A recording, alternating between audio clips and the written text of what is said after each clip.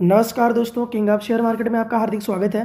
एक बार फिर यहाँ पे एक नए शेयर के साथ आपको वीडियो में लाया गया है। राइट दोस्तों, यहाँ पे हम बात करेंगे इन्फोनेटिव सॉल्यूशन के बारे में।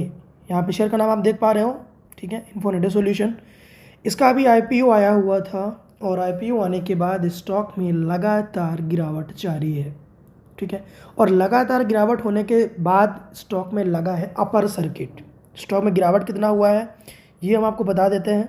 लगभग 85 से, ठीक है, 85 से स्टॉक में गिरावट हुई है, जो कि करंट टाइम में वेट ये देखो आप स्टॉक में लगभग, हाँ सॉरी 75, ये जो प्राइस आपको दिख रहा है यहाँ पे देखना, ये 60, ठीक है, 60 रुपीज़ से गिरावट हुई है 37 तक। कितना हुई है? 37। यानी आप समझ सकते हो आपके कैपिटल को इसने 40% माइनस कर दिया था। कितना कर दिया था? 40%। लेकिन इसके बाद लगा स्टॉक में अपर सर्किट। लेकिन अपर सर्किट लगने का रीज़न और गिरने का क्या रीज़न, ये हम बता देते हैं। सबसे पहले गिरने का रीज़न क्या था कि जो बड़े इन्वेस्टर स्टॉक्स में एंट्री लिए थे वो प्रॉफिट बुक करना चाहते थे। और यहाँ से अपर सर्किट लगने का रीज़न ये है कि जो ऊपर के प्राइस में लिए थे वो 50% की गिरावट होने के बाद कोई भी स्टॉक्स में एंट्री लेना स्टार्ट कर देते हैं अगर फंडामेंटल अच्छा होता है तो। ये कॉमन सेंस है और यही चीज़ रिटेलर्स को हमेशा हम सिखाते हैं, छोटे इन्वेस्टर्स को या कोई भी इन्वेस्टर्स हो, कि कोई जब भी कोई स्टॉक में 50% से ऊपर गिरावट हो जाती है, 50% के आसपास, तो उसमें अप ट्रेंड होने के चांसेस बढ़ जाते हैं। लेकिन अब बात यह है कि क्या स्टॉक वहाँ तक अगेन जाएगा जहाँ से गिरावट हुई है? सवाल तो ये भी है ना कि भाई जिस प्राइस में लोगों का इन्वेस्टमेंट था क्या वहाँ तक पहुँचेगा? तो थोड़ा सा फंडामेंटल में फोकस कर लेते हैं। फंडामेंटल क्या कहते हैं? लगातार कंपनी डेप्ट फ्री है और अपने डेप्ट डेज को भी कम कर रही है। फंडामेंटल की बात करें तो अभी इसका आईपीओ आया, कुछ खास फंडामेंटल है, शो नहीं कर रहा। सेल्स कंपनी का 11 करोड़ है, लेकिन नेट प्रॉफिट यहाँ पे पॉजिटिव दिखाया हुआ है 3.64 करोड़ का। राइट, तो हमें तो फंडामेंटल अच्छा दिख रहा है, फंडामेंटल में कोई डाउट नहीं है।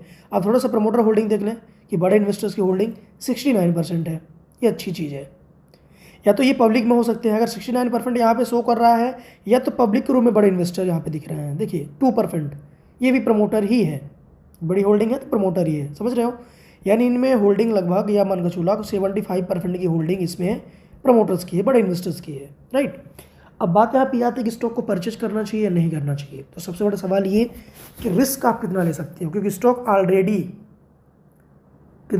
स्टॉक ऑलरेडी डाउन प्राइस से ऊपर आ चुका है। कंपनी का मार्केट कैप भी बहुत छोटा है, कंपनी का मार्केट कैप भी बहुत छोटा है। 49 करोड़ का मार्केट कैप है कंपनी का ओनली। राइट, अब स्टॉक का पी देखो 34 का, अंडर वैल्यू पी है। बट सवाल ये कि कितना ऊपर आ सकता है। सबसे पहले हमें रिस्क कितना लेना चाहिए अगर हमें प्रॉफिट बनाने हम आए हैं तो देखो स्टॉक यहाँ से ऑलरेडी आपको 10% का रिटर्न बना के दे चुका है, ये डाउन प्राइस में।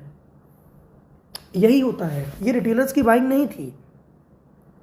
ये जो यहाँ से ऊपर गया है स्टॉक, ये आप देखो इतना बड़ा वॉल्यूम क्रिएट हुआ है कि रिटेलर्स की बाइंग है? नहीं है। रिटेलर्स हमेशा तब बाई करते हैं, छोटे इन्वेस्टर, जब वहाँ से स्टॉक 30-40% भाग रहा होता है, लगातार सर्किट पे सर्किट लग रहा होता है, तब रिटेलर्स एंट्री करता है। सबसे बड़ा वीकनेस पॉइंट, गिरावट में वो बाई नहीं करता, क्योंकि गिरावट में उसके अंदर निगेटिविटी रहती है, पॉजिटिविटी नहीं आती गिरावट में रिटेलर्स के अंदर। रिटेलर्स हमेशा मार्केट के अपोजिट डायरेक्शन में ही सोचता है। और ध्यान रखना, मार्केट के फेवर में जो सोचता है, पता है कौन सोचता है? बड़े इन्वेस्टर। कोई भी स्टॉक हो, जब अच्छी गिरावट हो जाती है स्टॉक में 40%, 30%, 50%, तब बड़ा बल्क डील होता है। और बड़े बल्क डील के साथ इतनी बड़ी वॉल्यूम क्रिएट होती है। अब क्या होगा, इनके लिए 10% भी बहुत बड़ी चीज़ है। कितना? समझना, इनके लिए 10% भी बहुत बड़ी चीज़ है। अगर यहाँ से फिर ये ऊपर जाएगा, जैसे 1-2 ऊपर फर्केट लगाएगा, मान के चलिए, अगर ये मान के चलिए 50 पहुँच गया, तो हो सकता है 50 के पास ये प्रॉफिट बुकिंग करने लगेंगे जो डाउन प्राइस में एंट्री लिए हैं, क्योंकि ऑलरेडी इनका रिटर्न कितना बन जाएगा? 25 से 30% का रिटर्न। समझना, 25 से 30% रिटर्न बन जाएगा। लेकिन आप एंट्री कब लोगे? स्टॉक 35 से भागा तो कितना पहुंच गया? 50। आप 50 में एंट्री लोगे, ये क्या करेंगे? हो सकता है 50 से थोड़ा सा ऊपर लेके जाएं, 52, 53, 54 जो भी लेके जाएं, एग्जाम्पल 4। वहाँ पे क्या करोगे? आप एंट्री मारोगे, लेकिन वो वहाँ पे एग्जिट मारेंगे, और जैसे उनका पूरा का पूरा शेयर एग्जिट हो जाएगा, फिर से यहाँ से डाउन चलना चालू हो जाएगा, फिर वहाँ से आप फंस जाओगे। फिर कंपनी के बारे में नेगेटिव बोलोगे, चार्ट के बारे में नेगेटिव बोलोगे, फिर ये बोलोगे अरे बहुत गिरेगा बहुत गिरेगा। समझ रहे हो मेरी बात? तो आपका ये जो नज़रिया है ना स्टॉक मार्केट में इन्वेस्टमेंट करने का, ये बहुत गलत होता है। हमेशा भागते हुए स्टॉक में एंट्री मत करो, गिरावट में एंट्री करो अगर पैसा बनाना है तो। जब भी कोई स्टॉक 50% क्रैश हो जाए, 40% गिर जाए, तब वहाँ पे अपॉर्चुनिटी बनती है इन्वेस्टमेंट करने की, क्योंकि हमें लॉसेस होने के चांस ज़्यादा नहीं होते हैं, राइट। जैसे करंट टाइम में गिरावट वाले स्टॉक जिनमें हैवी गिरावट हो चुकी है, अब है अपट्रेंड की बारी। जैसे Sprite Agro, Loharuka media, Integra Essentia, Harsil agrotech.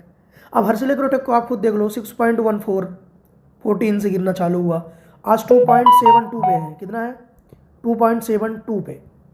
Stock high कितना लगाया था? 11 रुपीज़ 50 पैसे। कब लगाया था? लगभग 1.5 महीने पहले। अब 11 रुपीज़ 50 पैसे गिरना चालू हुआ, आज 2.72 पे चल रहा है। तो यहाँ पे आपको जब स्टॉक ये अच्छा नहीं लग रहा, समझिए, जब ये स्टॉक आपको, कोई स्टॉक एग्जांपल वो 100 रुपीज़ में है, 100 रुपीज़ में आप बाई कर रहे हैं, ऊपर भाग रहा है, तो जब यहाँ पे ये आपको अच्छा लग रहा था, तो जब ये स्टॉक आपको 50 रुपीज़ में मिल रहा है तो क्यों अच्छा नहीं लग रहा है फिर? यही होता है सट्टा मार्केट। आप शेयर मार्केट में ना सट्टा खेलने आए हो। जब कोई स्टॉक भाग रहा होता है ना, तो 5 रुपये के स्टॉक को बोलते हो 50 जाएगा, और जब कोई स्टॉक गिर रहा होता है तो 50 के स्टॉक को बोलते हो 5 आएगा। यही ओवर थिंकिंग होती है, इसी वजह से लॉसेस खाते हो आप लोग। और जिनमें इनकी इन्वेस्टमेंट है इसमें, तो याद रखना ज़्यादा से ज़्यादा होल्डिंग मत रखना। 20%, 10%, 15% रिटर्न बने तो एग्जिट हो जाना। समझ रहे हो ना? ज़्यादा लालच मत करना। तो ये होता है इन्वेस्टमेंट का सिस्टम। इन्वेस्टमेंट लॉन्ग टर्म के लिए नहीं, हमेशा स्विंग ट्रेडिंग, शॉर्ट टर्म के लिए इन्वेस्टमेंट करो। लॉन्ग टर्म में कब मार्केट कितना गिर जाए आपको पता नहीं, पता चले 1 साल आप पीछे हो जाओ। चल मान के चले किसी, मान लीजिए आपने 1 लाख रुपये प्रॉफिट बनाया शेयर मार्केट से। कितना? 1 लाख का प्रॉफिट। अब 1 लाख का प्रॉफिट आपने बनाया, 1 साल का आपने टाइम दिया, और वही 1 लाख आपका घट के 50,000 बचे प्रॉफिट का, तो आपका कितना प्रॉफिट चला गया? 50% चला गया। फिर आपको 1 ईयर 2 ईयर का वेट करना पड़ जाएगा। उसकी भी कोई गारंटी नहीं कि स्टॉक ऊपर ही जाएगा, राइट। तो सबसे बड़ी चीज़ होती है, शेयर मार्केट में कोई फिक्स टाइम नहीं होता इन्वेस्टमेंट करने का, कोई सिस्टमेटिक नहीं होता, बट सबसे बड़ी चीज़ होती है ना कि आप अपने नॉलेज और गिरावट में ही हमेशा बाई करो। ये रूल्स होते हैं।